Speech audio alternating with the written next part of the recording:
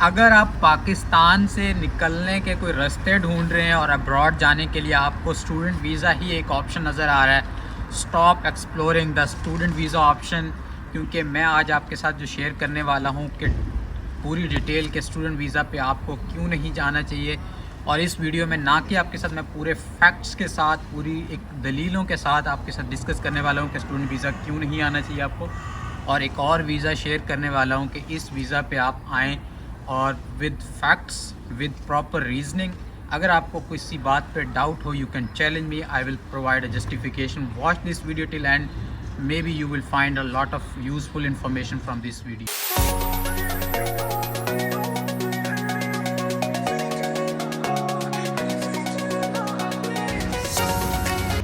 Hello ji, मुझे कहते हैं अखलाक और मैं हूँ इस टाइम जर्मनी के शहर आखन में। मैं पिछले 2 सालों से जर्मनी में as a Google cloud engineer के तौर पे काम कर रहा हूँ। आज का टॉपिक बहुत अहम है क्योंकि हमारे कंट्री के अंदर, जो पाकिस्तान के अंदर इस टाइम से सिचुएशन है, तो यंगस्टर्स जो है वो बाहर आना चाहते हैं, अब्रॉड आना चाहते हैं, और यंगस्टर्स को एक ही रास्ता नज़र आ रहा है कि वो स्टूडेंट वीज़ा ही है।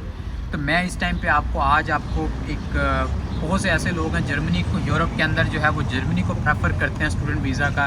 तो आज का मैं डिस्कस करने वाला हूँ कि आपको जर्मनी स्टूडेंट वीज़ा पे क्यों नहीं आना चाहिए, क्या ड्रॉबैक्स हैं, क्या चैलेंजेस हैं। सब चीज़ें मैं आपके साथ एक फैक्ट्स और एक आपको पूरी एक रीज़न्स के साथ आपको एक्सप्लेन करूँगा, और इसके साथ मैं एक आपको और ऑप्शन बताऊँगा कि आप इंस्टेड ऑफ स्टूडेंट वीज़ा आप इस ऑप्शन पे जो है वो यहाँ पर आएँ, इस वीज़ा पे आएँ, और यहाँ पर आकर आप जो है ज़्यादा बेटर ग्रो कर सकते हैं, ज़्यादा बेटर सेटल हो सकते हैं इंस्टेड ऑफ स्टूडेंट वीज़ा के लिए। तो let's dive into our topic. तो जी, सबसे पहले डिस्कस करते हैं कि हमारे यंगस्टर जो हैं वो स्टूडेंट वीज़ा का ही क्यों सोचते हैं। तो उनको क्या लगता है कि हमने अब्रॉड जाना है तो हम स्टूडेंट वीज़ा पे जाते हैं। एंड गोल सबका यही होता है कि वो यहाँ पर आकर जॉब करें, इस जगह पे सेटल हों और अपनी फैमिली के साथ सेटल हों और कैरियर वाइज ग्रो करें। एंड गोल यही है। तो उनको लगता है कि जो हमने एजुकेशन अपने कंट्री में की है, लाइक पाकिस्तान में की है या किसी और कंट्री में की है, लाइक नेपाल में, श्रीलंका में, इंडिया में, उनको लगता है कि वो एजुकेशन इतनी इनफ नहीं है कि हम यूरोप की मार्केट लाइक जर्मनी की है उसमें हम जॉब कर सकते हैं। तो उनको लगता है कि हम जाएंगे स्टूडेंट वीज़ा पे, वहाँ पे जाके स्टडी करेंगे, और स्टडी करने के बाद हमारे अंदर स्किल्स आ जाएंगी, और जब स्किल आ जाएंगी तो हम फिर उस सिस्टम के अंदर या उस जगह पे जॉब कर पाएंगे। तो ये थॉट प्रोसेस जो है वो कुछ सालों पहले, 5 साल पहले, 10 साल पहले ये चीज़ ठीक थी कि ऐसा समझना ठीक था। लेकिन अब ये चीज़ समझना बिल्कुल गलत है। उसकी रीज़न बिहाइंड मैं आपको एक सबसे बड़ी लॉजिक दे देता हूँ कि ये है कि अब जब से इंटरनेट और जो ऑनलाइन लर्निंग, जब स्पेशली कोविड के बाद इतनी ज़्यादा हो गई है कि आपके जो स्किल डेवलपमेंट है किसी भी फील्ड को, मैं अगर आईटी की एग्जांपल लूँ, सिंपल, अगर आप जो है बीएस केमिस्ट्री भी की हुई अपने कंट्री में, और अगर आप आईटी में जाना चाहते हैं, क्लाउड में, डेवऑप्स में, एआई में, दुनिया के इतने बड़े बड़े कोर्सेज़, इतनी बड़ी बड़ी चीज़ें इंटरनेट पे अभी फ्री रिसोर्सेज पड़े हैं कि आप अपने ही कंट्री में बैठ के 1 साल 2 साल आप बूट कैंप कोई लेकर अपने आप को इतना डेवलप कर सकते हैं कि आपको किसी कंट्री में जाके आपको वो नहीं करना, लाइक ज़रूरत नहीं है कि आप अपने अंदर स्किल आप अपने कंट्री में बैठ के डेवलप कर सकते हैं। हैंड्स ऑन प्रोजेक्ट्स कर सकते हैं, फ्री आपके जो प्रोजेक्ट प्रैक्टिसिंग प्रोजेक्ट्स होते हैं, अपने आप को स्किल डेवलपमेंट कर सकते हैं। तो एंड गोल जब स्किल है तो स्किल आप अपने कंट्री में गेन कर सकते हैं और फिर जॉब्स के लिए आ सकते हैं यहाँ पे किसी भी कंट्री में मूव होकर।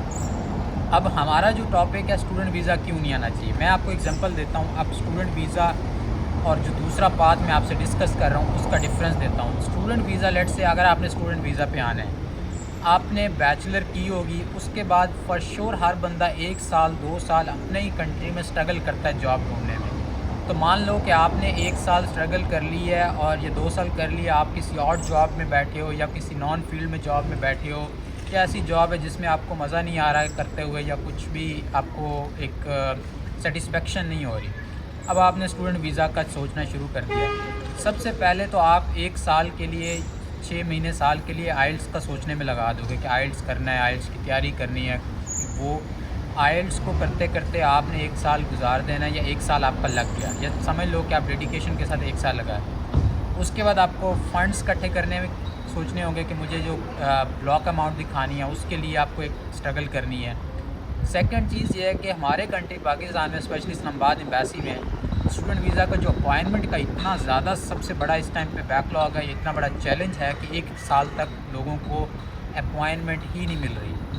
तो मान लो आपने 2.5 साल या 2 साल मिनिमम जो है 3 साल भी लग सकते हैं किसी के, अपने ही होम कंट्री में स्टूडेंट वीज़ा को लेने के लिए स्ट्रगल करनी पड़ रही है, जिसमें आइल्स हो गया, ब्लॉक अमाउंट हो गई, अपॉइंटमेंट हो गया, वीज़ा का प्रोसीजर हो गया।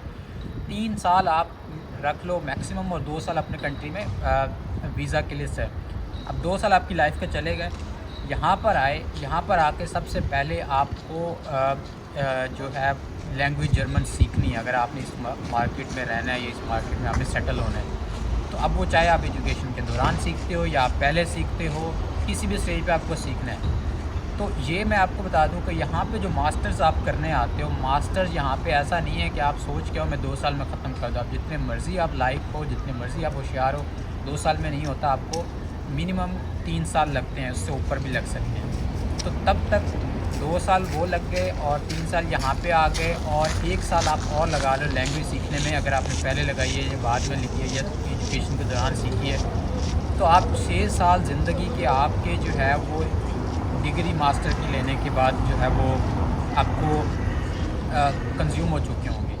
आपके ज़िंदगी के 6 साल जब आपने गुजार लिए होंगे, उसके बाद जब आप बाहर निकलोगे जर्मन मार्केट में, तो आपके लिए वही अपॉर्चुनिटीज़ होंगी जो एक बंदा पाकिस्तान इंडिया से फ़्रेश बैचलर करने के बाद और कुछ अपना स्किल डेवलप करने के बाद यहाँ पर आया होगा। सेम उसके लिए चांसेस हैं, सेम आपके लिए। ऐसा नहीं है कि आपने चाहे जर्मनी से पीएचडी की है, चाहे मास्टर की है, कि आपके लिए कोई ज़्यादा एज होगा।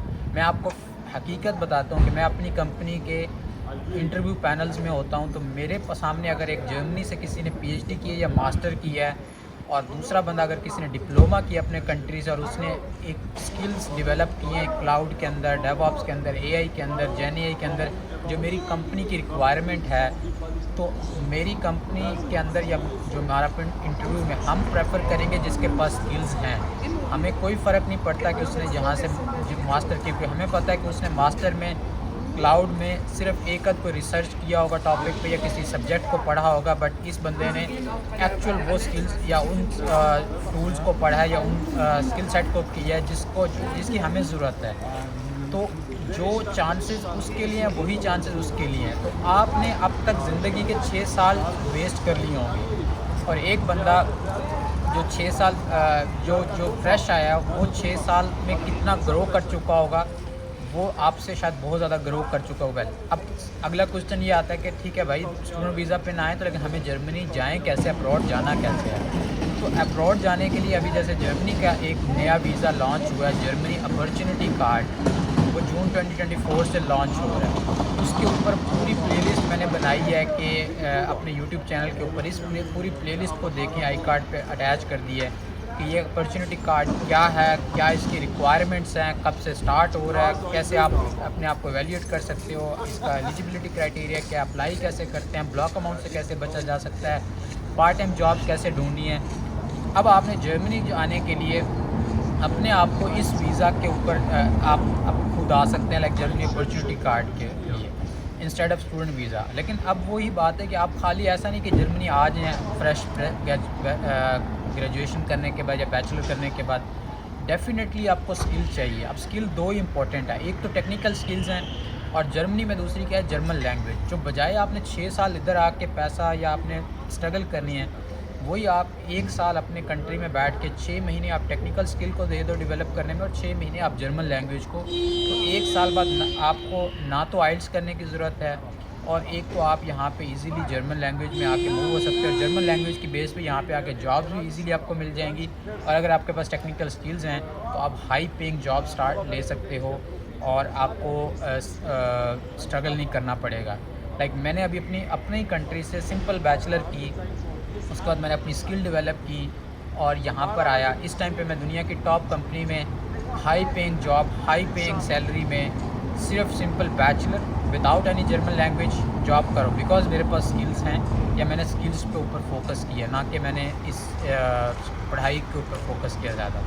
Thank you for watching. अगर आपको ये वीडियो में कुछ इन्फॉर्मेशन अच्छी लगी है तो प्लीज़ सब्सक्राइब।